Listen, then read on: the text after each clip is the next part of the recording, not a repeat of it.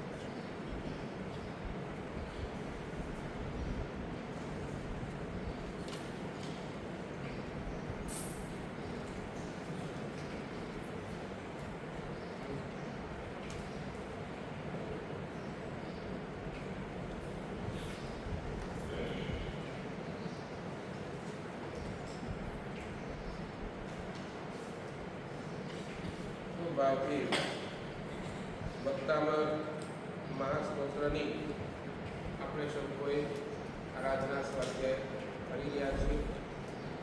આજે વક્તામની છૂટી ગાથાનું સ્મરણ કરીએ એની પહેલાં સૌ કોઈ ખૂબ ભાવથી એ યુગાદી દેવાલેશ્વર ભગવાનનું સ્મરણ કરી અને શુભ સંકલ્પ આપણે સૌ કોઈ કરીએ.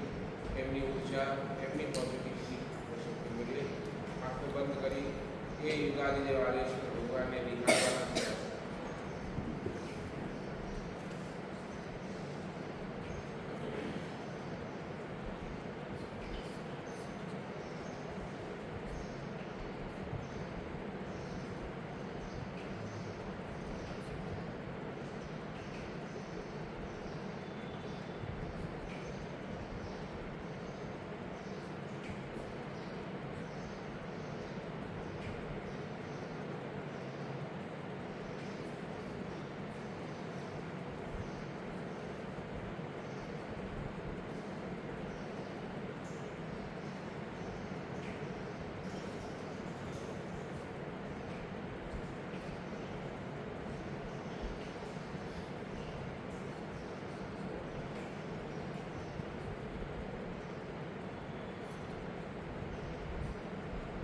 हे युगादि देवानेश्वर दादा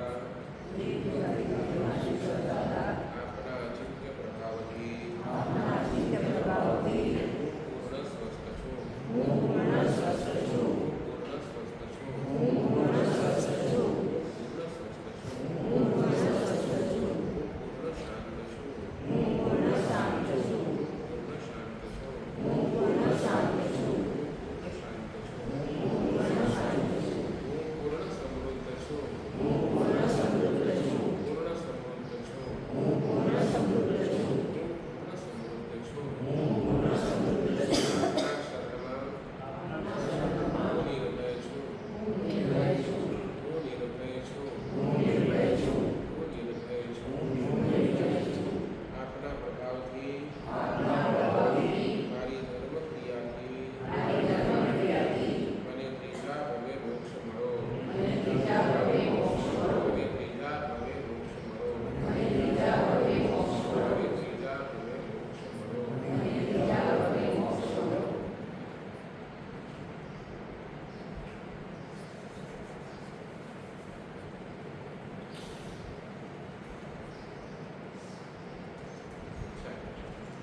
આપણે ગાથાઓનું સ્મરણ કરીએ.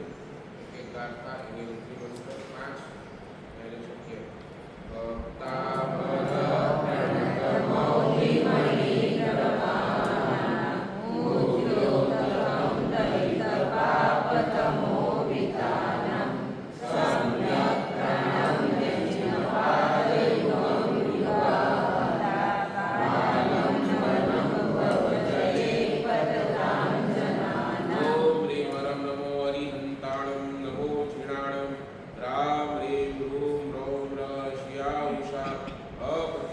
फट् चक्राय ज्रौं ज्रौं स्वाहा। ओम राम देव रूम श्रीं क्लीं रूम ह्रौं ओम देव नमः। यः संस्तुत सकल वाङ्मय तत्त्वबोधा दुर्बुद्ध बुद्धिपटुभिः सुरलोकनाथैः स्तोत्रैः जगत्पितरचित्तहरैरुदारैः स्तोत्रैः किलाममृतं प्रणमं नीन्द्रम्। ओम देवरं नमो ओहि जिनाणं ओम ह्रीं श्रीं क्लीं ग्लौं नमः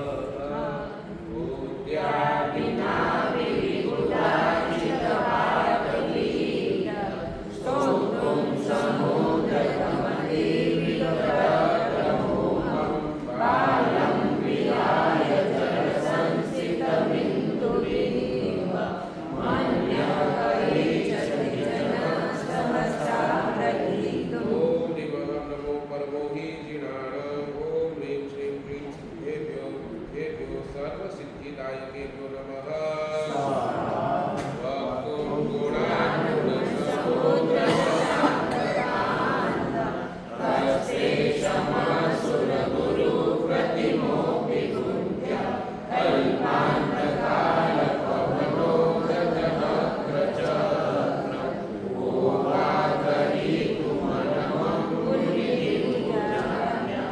ओम देवरं नमो संपोहि जिनाणं ओम ह्रीं श्रीं क्लीं जलदेवताभ्यो नमः सोऽहं तथापि तव भक्तिवशान्निवेश कर्तुं स्वमिरसक्रियमिप्रवृत्तं प्रीत्यात्मनेयमतिचार्य मृगो मृगेन्द्रं नावेत्ति किं निजशिशो परिपालनार्थम्। ओम देवरं नमो अनन्तोहि जिनाणं ओम ह्रीं श्रीं क्लीं त्वं सर्वसङ्कटनिवारणेभ्यो श्रीसुपार्श्वयक्षेभ्यो नमो नमः आणि छठी गाथा अल्पश्रुतं सुतवतां परिहासरामं त्वद्भक्तिरेवं हरे कुरुते वराणां यत् कोकिलमधुरं विरोधि तच्चारुच्युतकलिकानिकरैकहेतुः। ओम ह्रीं परं नमो बुद्धबुद्धिरम् ओम ह्रीं श्रां श्रीं श्रः हंसः यः यः ठः ठः सरस्वती भगवती विद्याप्रसादं कुरु कुरु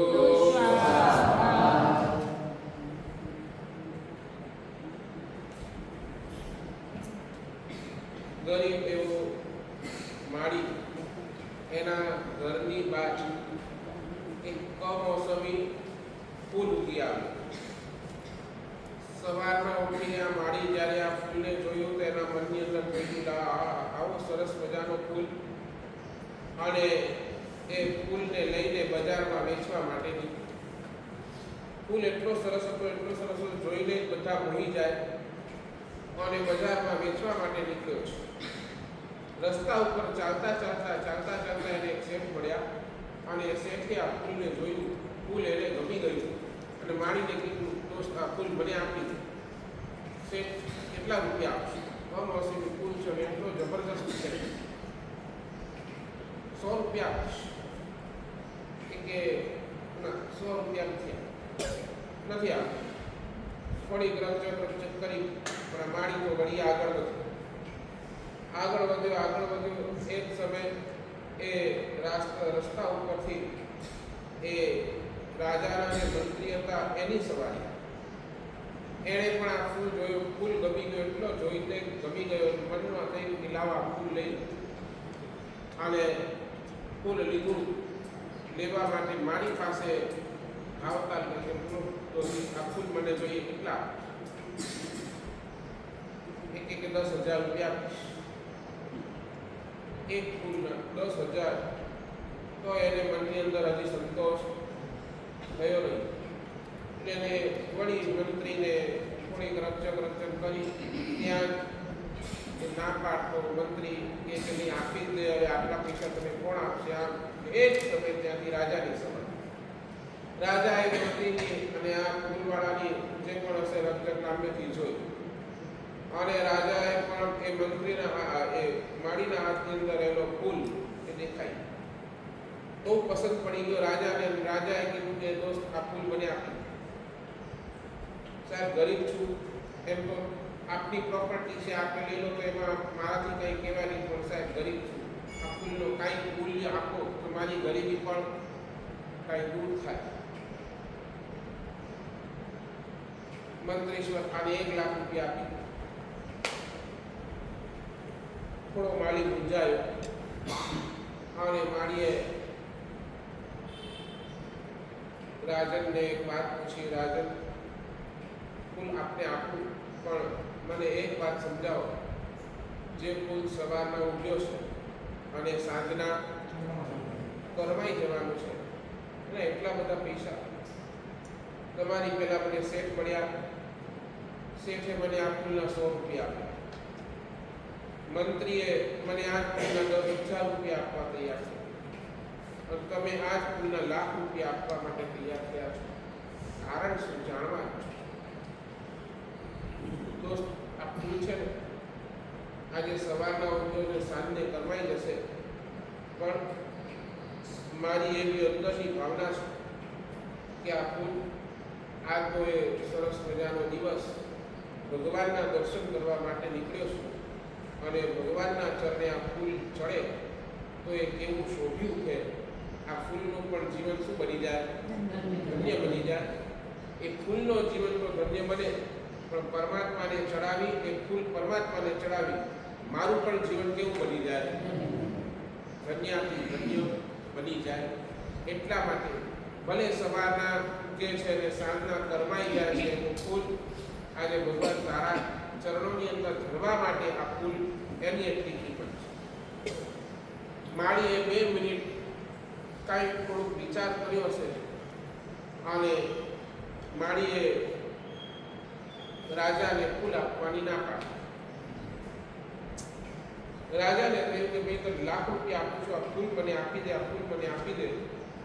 માળીએ કીધું બસ એટલી જ વાત કરી, જે ફૂલ તમે ચડાવીને પરમાત્માને ચડાવીને જે તમે પુણ્ય થઈ રહ્યા છો, મારા મનમાં એવું થઈ ગયું કે આ ફૂલ ભલે મારી ગરીબી દૂર કરી શકે છે, મારી આ ભવની દરિદ્રતા, કદાચ થોડાક સમયની દરિદ્રતા દૂર કરી શકે છે, પણ હું જો આ ભગવાનના ચરણે આ ફૂલ ચડાવું તો આ ફૂલ મારા ભવના પાપ પણ હોઈ શકે છે. એટલે રાજન, આપને ફૂલ નથી આપવો, હું પોતે જ જઈને આ ફૂલ પરમાત્માના ચરણોની અંદર ચડાવું. અનંત શાસ્ત્રકાર ભગવંતો આપણને પણ આ જ કહે છે. આ મનુષ્ય ભવ આપણને મળ્યો છે એ ફૂલને જેવું છે. આ મનુષ્ય ભવ એક ફૂલ જેવું જ છે. સવારના ઉગે છે અને સાંજના કરમાઈ જ જવાનું છે, બરાબર ને? દરેકે દરેક જીવન એનું સ્ટાર્ટિંગ પોઈન્ટ છે તો એન્ડિંગ પોઈન્ટ પણ છે. મેન્યુફેક્ચરિંગ ડેટ છે તો એક્સપાયરી ડેટ પણ છે. સવારના ઉગેલો ફૂલ સાંજના કરમાઈ જવાનું આપણું પણ જીવન આપણને મળ્યું છે, એ આજે મળ્યો છે. પરમ પુણ્યના ઉદય જીવન મળ્યો છે. આવો સુંદર મજાનો જીવન શાસ્ત્રકાર ભગવાન કહે છે ક્યારે ખલાસ થઈ જશે ખબર નહીં. એક કામ કર દોસ્ત, આ જીવનને પરમાત્માના ચરણની અંદર સોંપી દે, તારો ભવ શું થવાનો છે?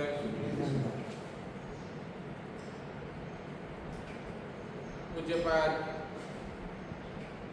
આચાર્ય ભગવાન માનતુંગ સુરેશ્વરી મહારાજા સાહેબ 6ઠ્ઠી ગાથાની અંદર આ જ ભાવ રાખે છે.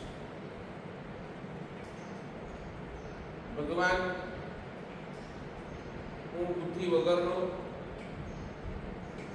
તારા ગુણગાન અપાર ગુણ સમુદ્રને ગાવા માટે હું તૈયાર થયો છું. મને ખબર છે મારી સ્થિતિ કેવી છે. મારા જેવો મંદ બુદ્ધિવાળો માણસ મોટા મોટા જ્ઞાનીઓ, મોટા મોટા સૂતધરો પાસે પણ મારી કોઈ વિસાત નથી.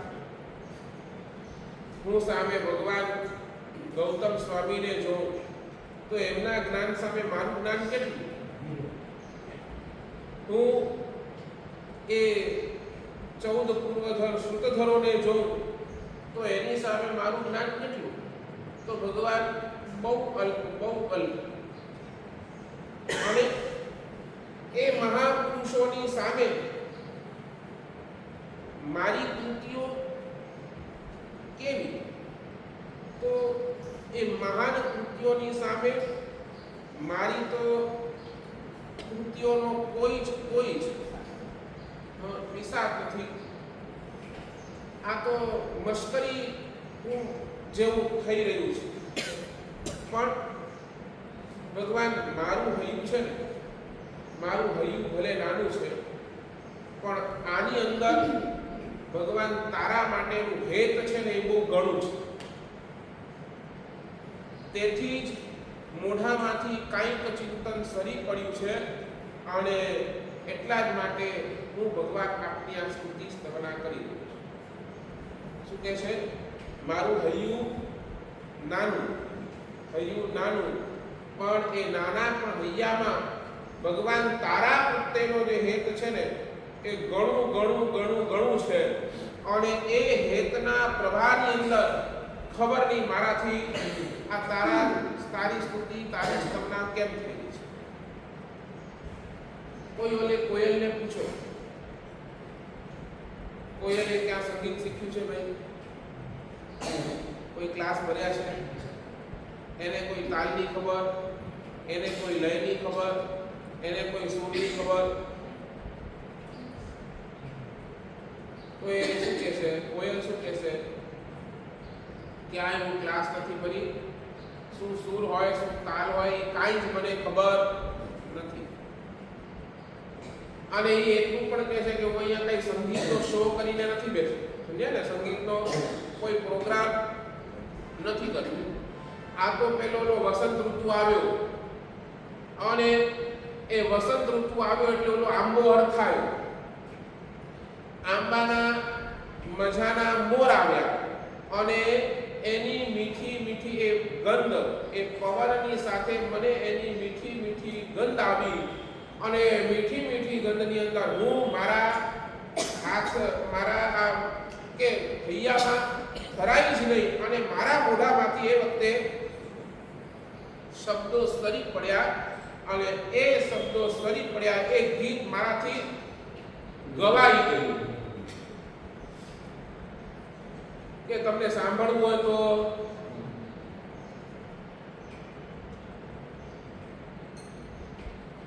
બહુ સરસ મજાની વાત અહીંયા શાસ્ત્રકાર ભૂગોળતો કરે છે.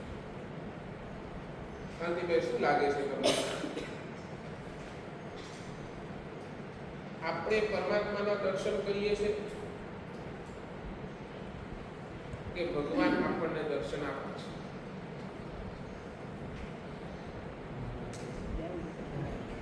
સમજ્યા મારો પ્રશ્ન? સમજ્યા હશે? આપણે પરમાત્માના દર્શન કરીએ છીએ કે ભગવાન આપણને દર્શન આપે છે?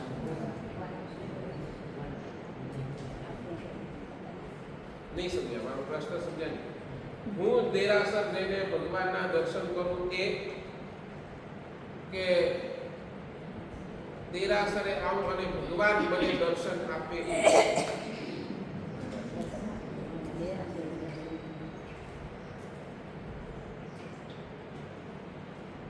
નહીં સમજે.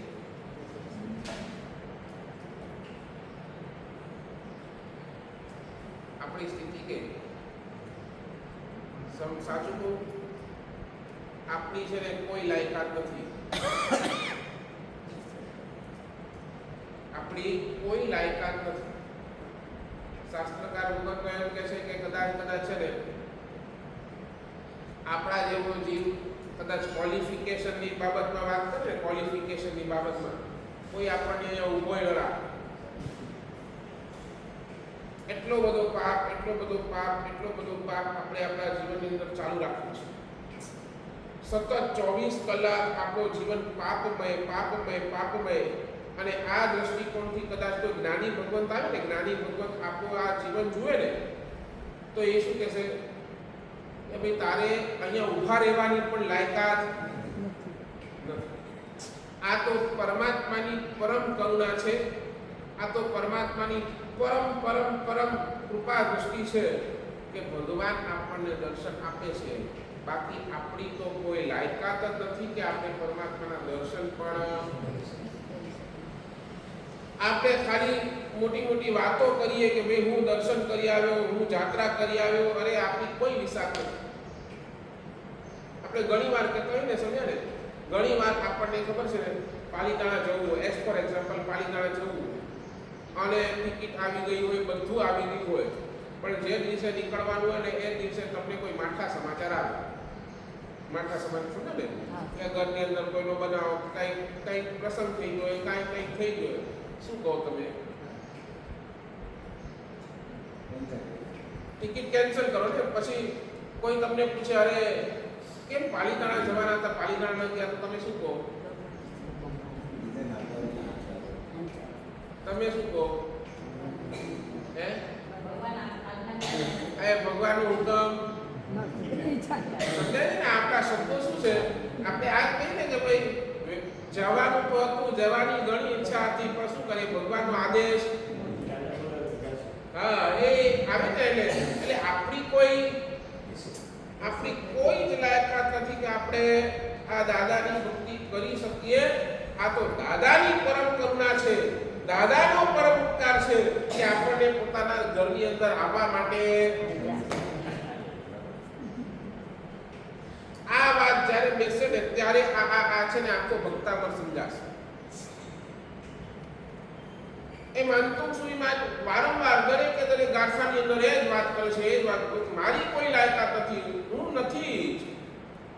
પણ ભગવાન આપની જ ભક્તિથી મારું એટલું બધું ભરાઈ ગયું છે કે આપની ભક્તિના જ પ્રભાવે મારાથી આ શબ્દો, નહીં તો મારી કોઈ લાયકાત નથી કે હું આપની ભક્તિ. કોણ કે છે આ?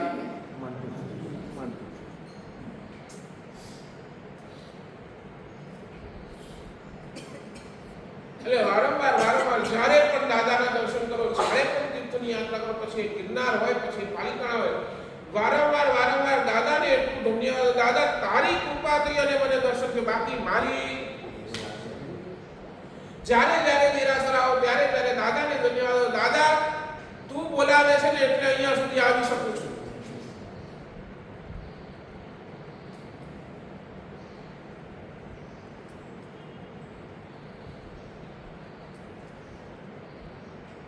મેસેજ વાત, આપણી દરેક સાધના આપણે કરતા જ નથી, એ તો દાદાની કરુણા છે એટલે આપણાથી સહજે થઈ જાય. ઘણા છે, જો આ પ્રવચન ચાલે છે, ઘણા છે કે જે નથી આવતા. કારણ બસ સમજી લે કે એ હજી એટલી એમની પાત્રતા જાગી જ નથી કે અહીં આવીને પરમાત્માના શબ્દો, અહીં આવીને પરમાત્માની વાણી સાંભળી શકે. એટલે એ જ્ઞાનીઓ એ હૃદયથી કરુણા કરે છે કે જીવ આની પાત્રતા ક્યારે વિકસિત થશે, ક્યારે દાદાની કૃપા ઉતરશે અને આ પરમાત્માના વચનો સાંભળી શકશે.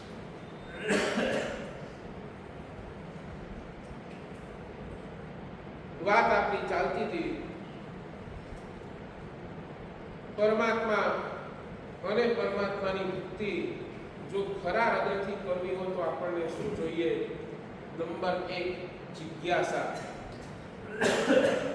હૃદયની અંદર એ જિજ્ઞાસા હોવી જોઈએ કે મારે આ ભગવાન તારી ભક્તિ શું કામ કરવી, મારે આ આરાધના શું કામ કરવાની, આ આરાધનાનું પરિણામ શું? એ બુદ્ધાઈની જિજ્ઞાસા મનની અંદર શું હોવી જોઈએ? નંબર 1 છે જિજ્ઞાસા. નંબર 2 છે અભિપ્સા. અભિપ્સા એટલે અંદરથી તીવ્ર ઈચ્છા. એટલી બધી ઈચ્છા તીવ્ર બની જાય, એટલી બધી ઈચ્છા તીવ્ર બની જાય કે બસ એના સિવાય હવે ચાલે જ નહીં, ચાલે છે. જે ઉદાહરણ આપું છું, રણની અંદર રહેલો જીવ એને પાણી વગર જેમ ચાલે જ નહીં, તેમ આપણને પણ પરમાત્માની ભક્તિ, પરમાત્માનું નામસ્મરણ એના વગર તો ચાલે જ. નંબર 1 જિજ્ઞાસા, નંબર 2 અભિપ્સા, નંબર 3 સમીક્ષા. સમીક્ષા એટલે એનાલિસિસ. શેનો એનાલિસિસ? તો મનની અંદર રહેલા દોષોનું એનાલિસિસ. મારી અંદર કેટલા દોષો ભરેલા પડ્યા છે, એ દોષોને કાઢવા માટે મારે શું સદગુણ જોશે એની આખી એનાલિસિસ કરવી. જ્યારે પણ જીવનની અંદર કોઈ એવી ક્રિટિકલ પોઝિશન ને કોઈ એવી પર આવે જ્યાં મને મારા દોષોનું ખબર પડે. તમે સાચું બોલો, તમારા શરીરની અંદર તાવ છે ક્યારે ખબર પડે? ક્યારે ખબર પડે? તાવ છે ક્યારે ખબર પડે? ટેમ્પરેચર આવે ને, તમારું શરીર ગરમ થઈ જાય, બરાબર ને, તમે થર્મોમીટર મૂકો અને ત્યારે તમને ખબર પડે કે આ શરીરની અંદર શું છે, તાવ છે. તેમ એ સમયની અંદર તમે શું કરો? એ ક્રિટિકલ પોઝિશન આવી ગઈ, એ વખતે તમે તાવ વધે કરો કે તાવ ઘટે એમ કરો, બરાબર ને? તેમ ભગવાન કહે છે જ્યારે પણ તમારા જીવનની અંદર ક્રિટિકલ પોઝિશન આવે, જ્યારે પણ આવો સમય આવે, ત્યારે તમારા જીવનની અંદર કશાયો વધે કરો કે કશાયો ઘટે કરો. શું વાત કરો છો?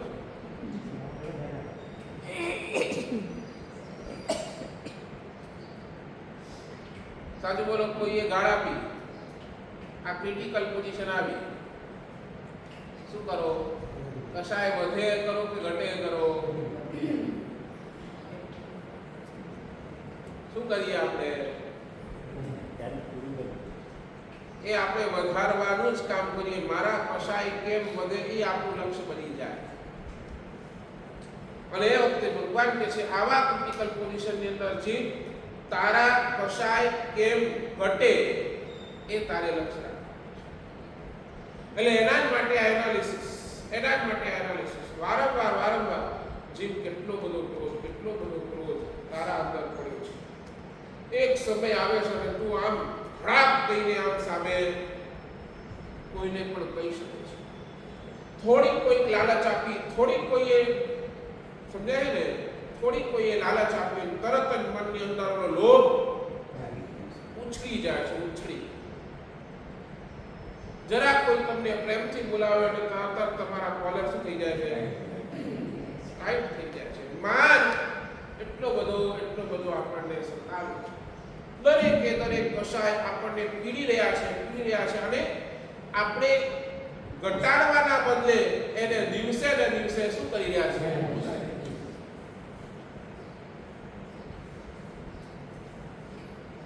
એટલે આ એનાલિસિસ કરો. આ જોઈ 24 કલાક મારા આખા દિવસની અંદર મારા કશાય ઘટ્યા કે મારા કશાય વધ્યા.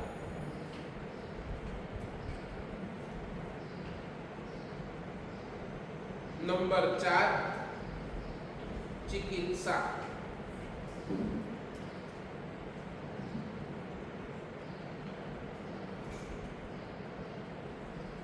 શરીરની અંદર રોગ આવ્યો તો કયા ડોક્ટર પાસે જાઓ? આ છે જિજ્ઞાસા. પછી કદાચ શરીરની અંદર રોગ આવ્યો છે ને અને એ વખતે તમને કોઈ આવીને કે ચાલે ભાઈ મહાબલેશ્વર ફરવા જઈએ, તો તમે શું કહેશો કે ભાઈ મહાબલેશ્વર રહેવા દે, પહેલા તો મારા શરીરની મારે કરવાને ટ્રીટમેન્ટ કરાવી. પહેલા હું ડોક્ટર પાસે, આ છે અભિપ્સા. ડોક્ટર પાસે ગયા એટલે ડોક્ટર તમને ફલાણા આ રિપોર્ટ કઢાવો, ફલાણો રિપોર્ટ કઢાવો, આ રિપોર્ટ કઢાવો. એટલે આ શું થયું? સમીક્ષા. હવે ડોક્ટરના હાથની અંદર રિપોર્ટ્સ આવી ગયા છે અને એ રિપોર્ટ્સના આધારે ડોક્ટર તમને શું લખી આપે? દવાઓ લખી આપે. આ છે ચિકિત્સા. દરેકે દરેક વ્યક્તિનો રોગ અલગ અને દરેકે દરેક રોગની દવા પણ અલગ. તેમ આપણે બધાના પણ રોગો અલગ અલગ છે. કોઈને વાસના સતાવે, કોઈને લોભ સતાવે, કોઈને ક્રોધ સતાવે છે, કોઈને અહંકાર સતાવે છે, બધાના રોગો શું છે? અલગ છે. અને અલગ રોગોની દવા પણ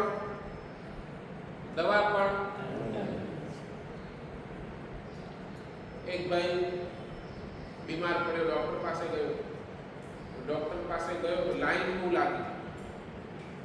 લાઈન એટલે એને ટોકન લીધો, નંબર લગાડી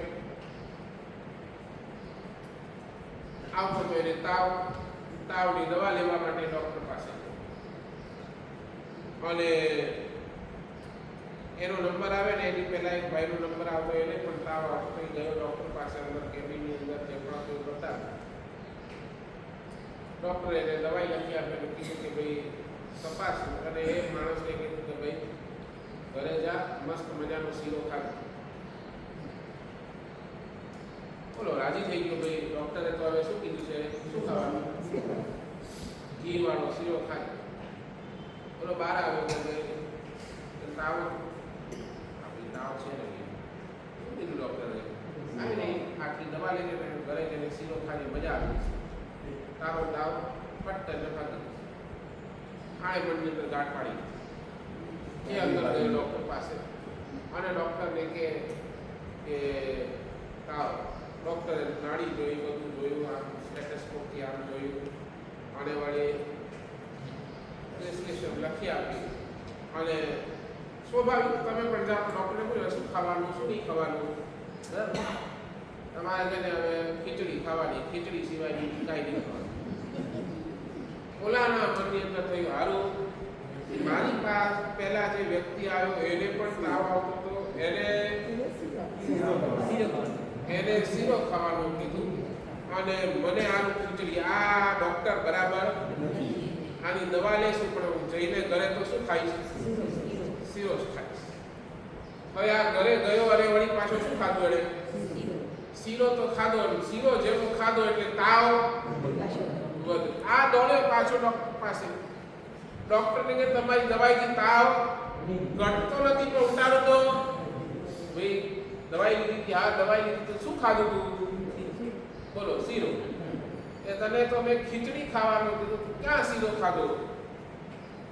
તો કે મારી આગળ ઓલો જે તમારે આવ્યો તો એ દિવસે એને તમે શું કીધું તું? તાવમાં શીરો. મને કેમ ખીચડી? મારે શીરો જ ખાવો છે. અલ્યા ઓલાનો થાકનો તાવ હતો.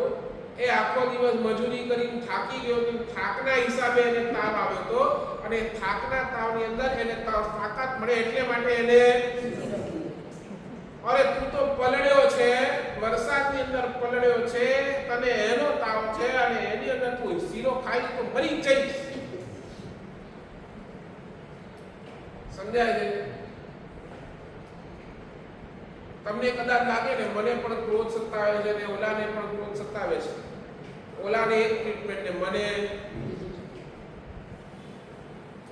અહીંયા બધાની ટ્રીટમેન્ટ.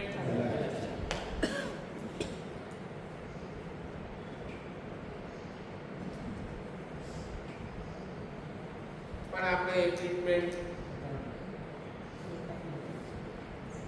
સાચું બોલો બધું જ કરી લઈએ.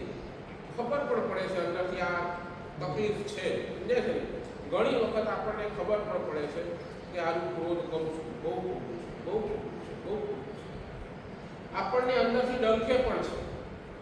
આપણને અંદરથી આ કશાયો ડંખે પણ છે, આ પીડા પણ છે. આ ખોટું કર્યું છે, આ ખોટું કર્યું છે. મન તમારું અંદરથી સબકોન્શિયસ માઇન્ડ તમને કે પણ છે, છતાંય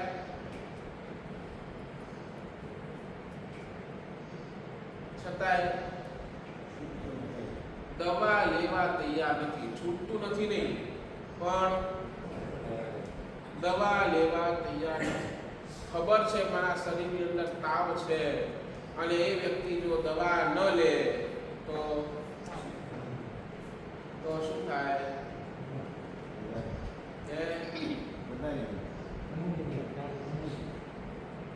સમજાય છે? આપણી હાલત પણ આવી જ છે. દવા લેવી નથી પણ અંદરથી આમ ખટક્યા કરે. અહીં ઘણીવાર તો એવું થાય ખબર છે પ્રવચન. આ પ્રવચન શું છે? એક જાતની તમારી દવા જ છે, બરાબર ને? એક જાતની દવા છે. ઘણીવાર શું થાય, ઘણીવાર મેં ઘણીવાર માર કર્યો, હું અહીંયાથી એક વસ્તુ બોલતો હતો, કોઈ પણ એક વસ્તુ, એક સમજો ક્રોધ ઉપર બોલતો, તમારા મગજની અંદર શું આવે ખબર છે કે આ પ્રવચન તમે તમારા માટે નથી, તમારા મગજની અંદર એવું કહી જ આવે, ઓલો વ્યક્તિ છે ને આ માર્કેટ કે છે ને આવો છે. સમજ્યા મારી વાત? તમારા મનની અંદર શું ચાલે કે એ નહીં, આ વ્યક્તિ છે ને તે મારા સાહેબ કે છે ને આવી જ છે, આના માટે આ દવાઈ બરાબર છે, આ ઓલાને જઈને હું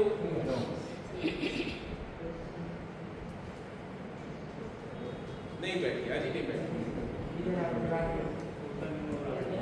હા, એ ભૂલો ક્યારે પણ પોતાની ભૂલો લાગતી નથી, પોતાની ભૂલો ક્યારે સમજાતી નથી. આ પ્રવચનની અંદર બેઠા બેઠા પણ આપણે એનાલિસિસ કરી કે અરે આ ઓલો વ્યક્તિ એવો જ છે, ઓલો માણસ એવો જ છે, બરાબર? અને એ એનાલિસિસ આપણે જ્યારે શાસ્ત્રકાર એટલું જ કે છે, જે દિવસે તમને એમ લાગશે ને કે આ પ્રવચન મારા માટે છે, એ દિવસે પરિવર્તન આવશે. આપણે આજ સુધી જેટલું પણ પ્રવચન સાંભળ્યું ને એ આપણા માટે નથી સાંભળ્યું, બીજા માટે સાંભળ્યું છે.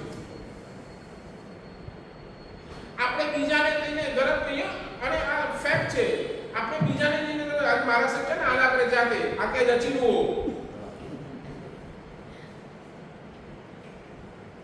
નહીં.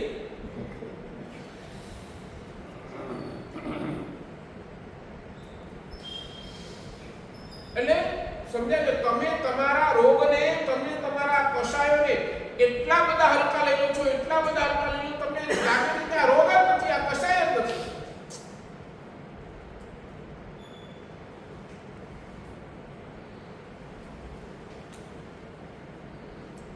સમજ્યા નહીં સમજ્યા?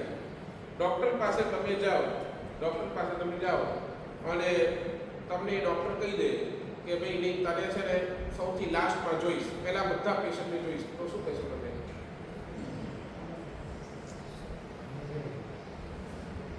શું કહેશો કાંતિભાઈ?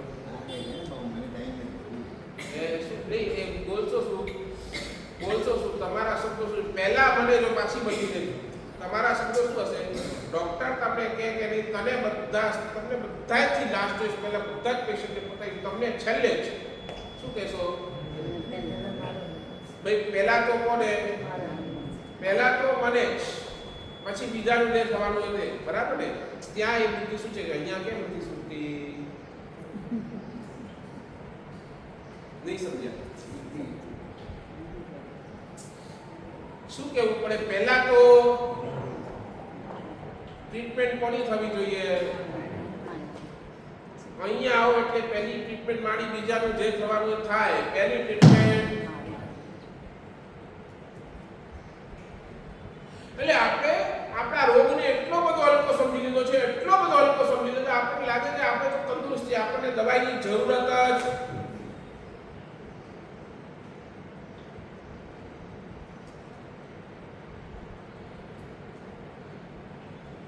તમને લાગશે ને કે તમને બીમાર છો, તો તમે અંદરથી સાહેબ કાંઈક રસ્તો બતાવો, મને જલ્દીથી જલ્દી આનાથી છૂટું કરો.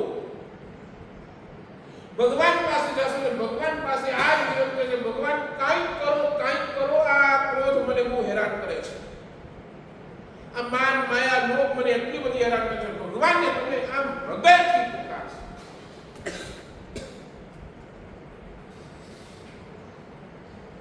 આપણી પ્રાર્થના હાટલી કેમ નથી થતી? કારણ કે હજી સુધી દોષો આપણે હાટલી લીધા નથી.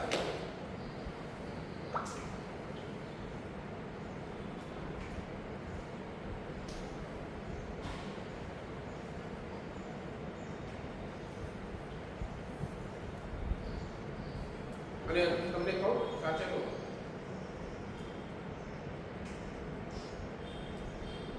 કોઈ પણ ડોક્ટર એનો છે ને ઓપરેશન ફેલ થઈ શકે કે ન થઈ શકે? થાય ને? કોઈ પણ ડોક્ટર હોય એમ ન કહી શકે કે મારા હાથેથી એક પણ ઓપરેશન ફેલ થયું છે, ફેલ નથી થયું છે. એ એમ ન કહે, એ તો કે શું છે,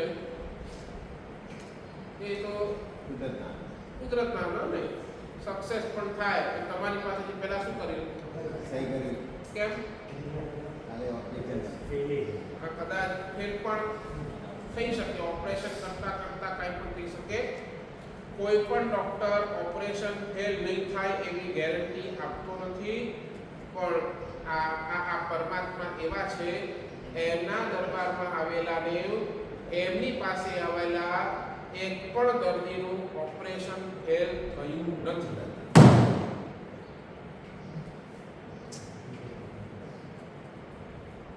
નહીં બિલકુલ નહીં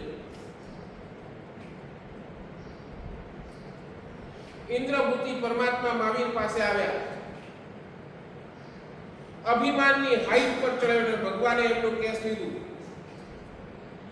સમજાય છે ને ઇન્દ્રભૂતિ અભિમાનની હાઈટ પર ચડીને આવ્યા હોય અને ભગવાને એ ઇન્દ્રભૂતિનું કેસ પોતાના હાથમાં લીધું સાચું બોલ તમારી પાસે કોઈ આમ અભિમાનની અંદર ફૂલાતો હોય તમે શું કરો હાથ જોડો કે નહીં ભાઈ આપણો કામ ભાઈ તું તારા ઘરે સુખી અમારી પાસે જેટલું છે આપણે બરાબર ને આપણે કદાચ હાથ જોડી દઈએ પણ આ પરમાત્માએ શું કીધું ઇન્દ્રભૂતિનું કેસ હાથમાં લીધું ઇન્દ્રભૂતિને પ્રેમથી બોલાવ્યું અને પરિણામ શું આવ્યું ભગવાને હાથની અંદર કેસ લીધો અને ઇન્દ્રભૂતિ એ ગણધર ગૌતમ બન્યા અને ગૌતમ તો બન્યા એ વિનયના ભંડાર બન્યા એ અનંત લબ્ધિ નિધાન બન્યા અને અનંત લબ્ધિ નિધાન બન્યા બાદ પણ એ ભગવાન પાસેથી રડી રડીને જેમ બાળક મા પાસેથી રડી રડીને કંઈ પ્રાપ્ત કરતો હોય તેમ ઇન્દ્રભૂતિ પણ આ ગૌતમ પણ રડી રડીને ભગવાન પાસેથી કેવલ જ્ઞાન પણ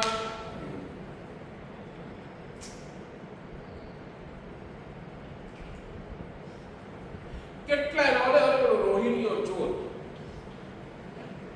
ઈ ચોર જેવો ચોર શું બોલો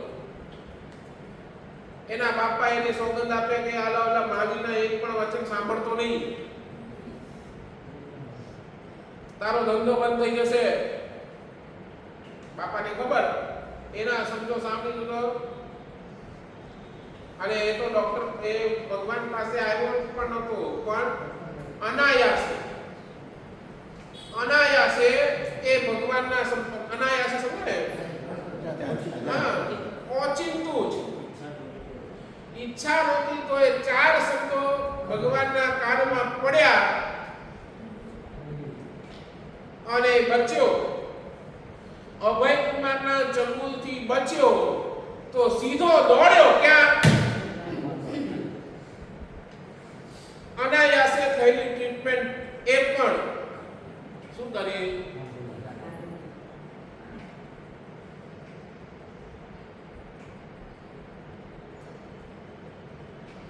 આ તાકાત અહીંયા આવેલા દરેકે દરેક કેટલાએ ભગવાને કેટલાને સમ્યક વરદાન આપ્યું ખબર છે તો ઘોષાળ અરે ભગવાન પર છેલ્લે પણ તેજો લેશિયા મૂક્યો પહેલા પોતાને ભગવાનનો શિષ્ય ગણતો પછી સમય જતા આખાય નગરની અંદર ઢીંઢોળો પીટે હું જ સર્વજ્ઞ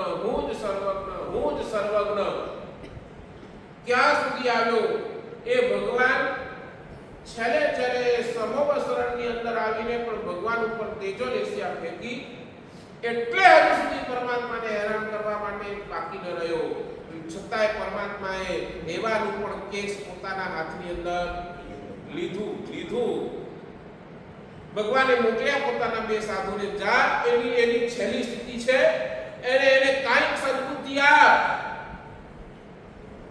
અને મોકલ્યા પરમાત્માએ અને એને સમજાવ્યું કે ભાઈ તું કોને તને પોતાને ખબર છે કે આ જગતની અંદર સર્વજ્ઞ હોય તો એ ભગવાન મહાવીર જ છે છતાંય તું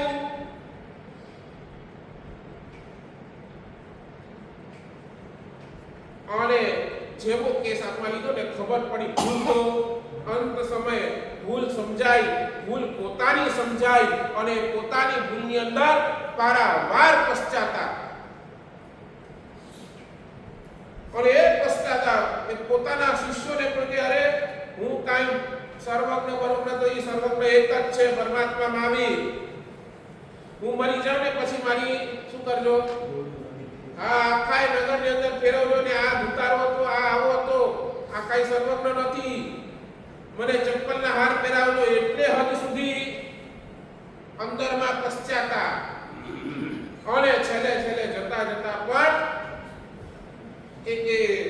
એને સમ્યકત્વનું દાન આપી સીધો ભાગ. કેટલાયના કેસ, એક કેસ ફેલ નથી થયો ભગવાનની પાસે આવ્યો. ઓલો ચંડકૌશિક, ભગવાને કેસ હાથમાં લીધો અને કેસ 100%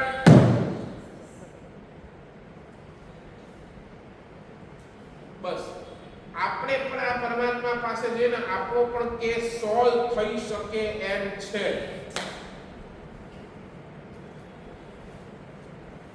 પણ એના માટે શરત એટલી છે કે તમારો સમર્પણ ટોટલી અનકન્ડિશનલ સરેન્ડર જ્યાર સુધી તમે પરમાત્મા પાસે નથી કરતા ત્યાર સુધી આપણો કેસ પણ સોલ્વ નથી. पूर्ण समर्पण परमात्मा चरणों अंदर बस अब सौंप दिया इस जीवन को भगवान तुम्हारे એ જ્યારે સમર્પણ આવશે ત્યારે ભગવાન 100% આપણો કેસ લેશે અને આપણને પણ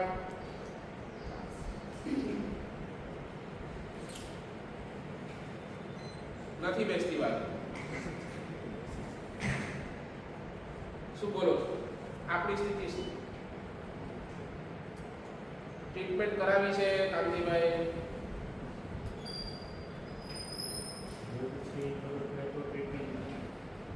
હજી તકલીફ અહીંયા છે કે આપણને બીમાર છીએ, આપણે રોગી છીએ, આપણને તકલીફ છે એ આપણને ખબર. આપણે તો અંદરથી એમ જ માની બેઠા છીએ હું તો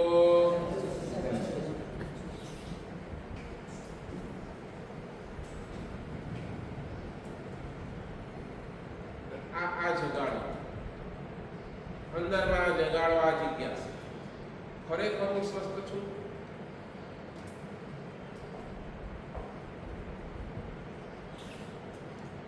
નંબર 1 જિજ્ઞાસા, નંબર 2 અભિપ્સા, નંબર 3 સમીક્ષા, નંબર 4 ચિકિત્સા અને નંબર 5 પ્રતીક્ષા.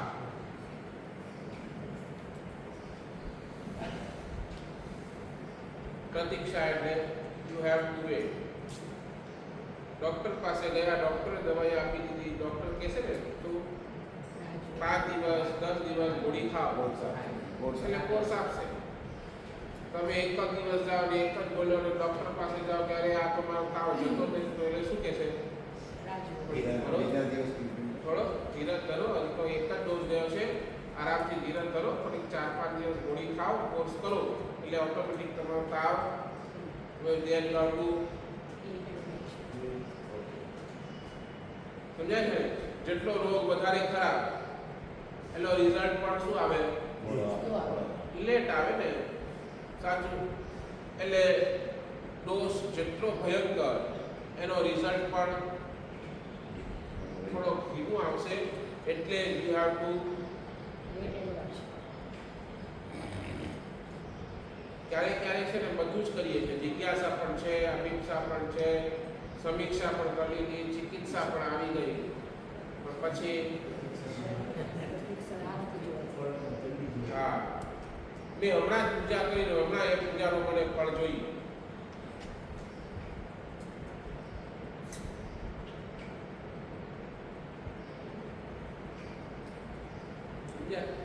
હમણાં જ પૂજા કરીને હમણાં જ એનો રિઝલ્ટ જોઈએ તો શાસ્ત્રકાર ના પાડે છે. You have to. તો ક્યાં સુધી વેટ કરવી?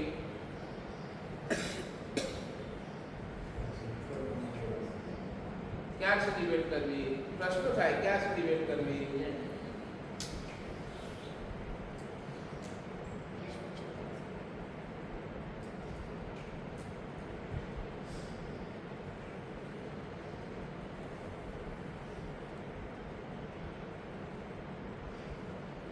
ક્યાં સુધી વેટ કરો?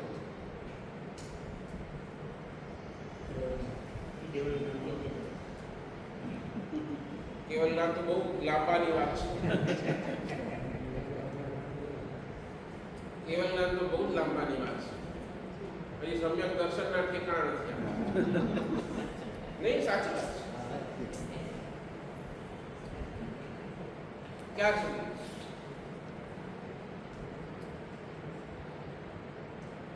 તો શાસ્ત્રકાર આપણને બધાને કહે છે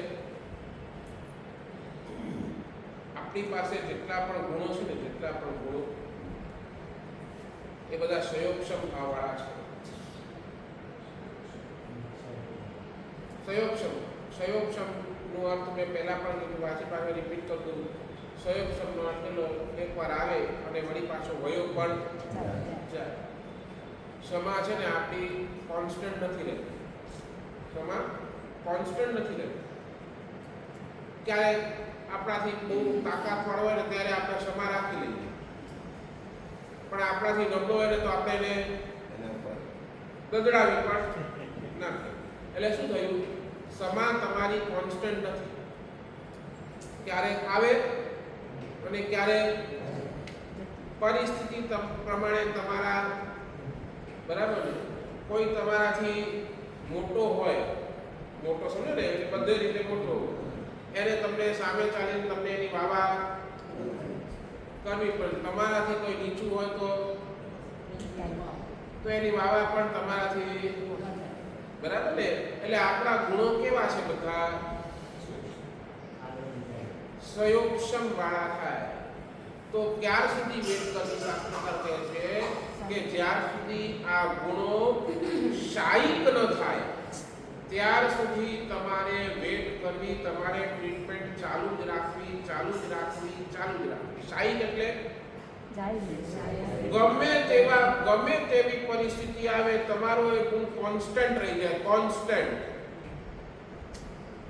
કોઈએ તમને ગાળ આપી, તમારાથી તાકાતવાળો છે, તમે જેમ એની ગાળ સાંભળી લો, ક્ષમા રાખી લો, એને કાંઈ તમે નથી કર્યું. તેમ તમારાથી નીચાવાળો હોય પણ એને પણ જો કદાચ તમને કાંઈ કહી દીધું તો તમે શાંતિથી એનો. પરમાત્મા મહાવીરના બધા જ ગુણો શાયિક હતા. શાયિક એટલે દરેકે દરેક પરિસ્થિતિની અંદર એ મસ્તીથી રહી શક્યા અને એમનું કામ 12.5 વર્ષની અંદર થઈ ગયું. સમજ્યા નહીં સમજ્યા? એમને કેટલો સમય વેટ કરવો પડ્યો? ઓનલી ફોર 12.5 વર્ષ, અને એમને કેવલ જ્ઞાન મળી ગયું. આપણને ક્યારે મળશે?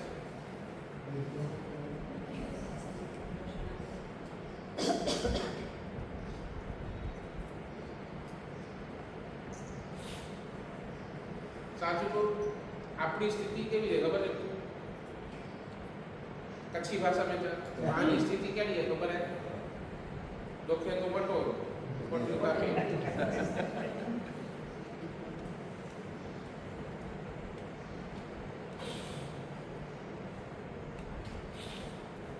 એક ભાઈ છે ને, આમ થોડો ચાલવામાં થોડી એને તકલીફ થતી હતી. ચાલવામાં થોડી તકલીફ થતી હતી.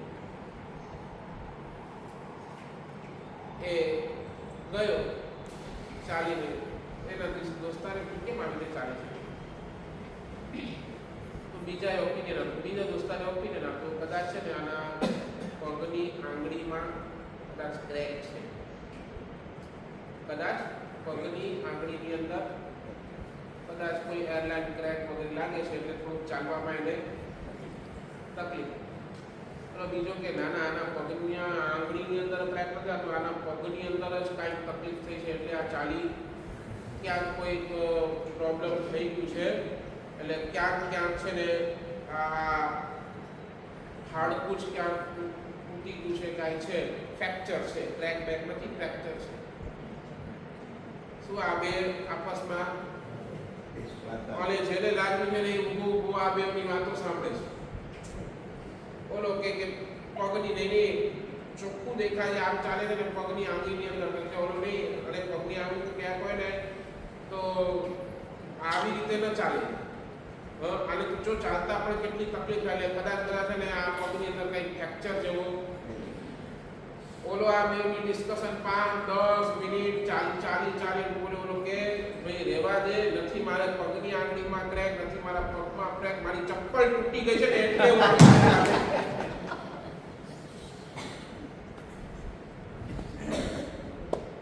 સમજાય છે આપણી સ્થિતિ કેવી છે?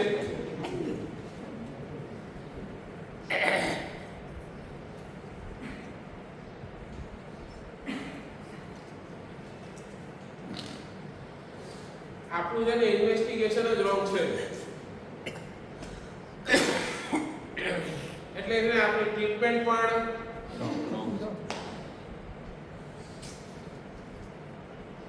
નહીં સમજ્યા મારી. આપણને શું જોઈએ છે ને એ આપણને ખબર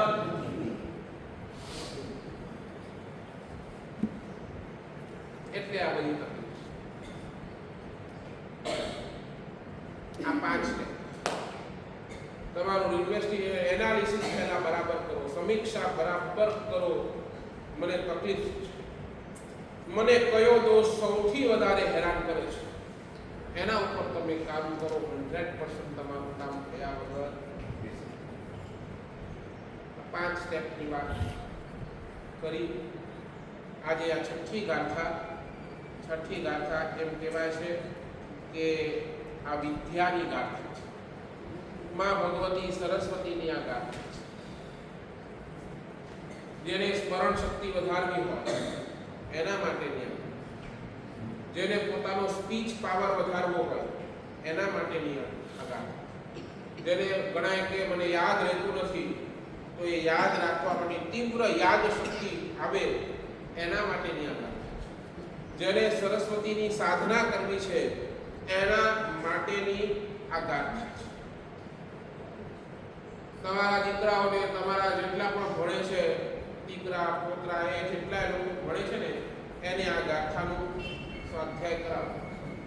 આ ગાથા એકવાર પાકી કરાવી, અથવા તો તમે પણ એને બેસાડો. એ જ્યારે ભણવા માટે બેસે એને બેસાડ અને તમે બેસો અને તમારો રાઈટ હેન્ડ એમના માથે રાખો અને આ માથે રાખીને એમના માથે ફરાવો અને આ ગાથા બોલો. અલ્પ શુકમ શુકવતામ પરિહાસકામ.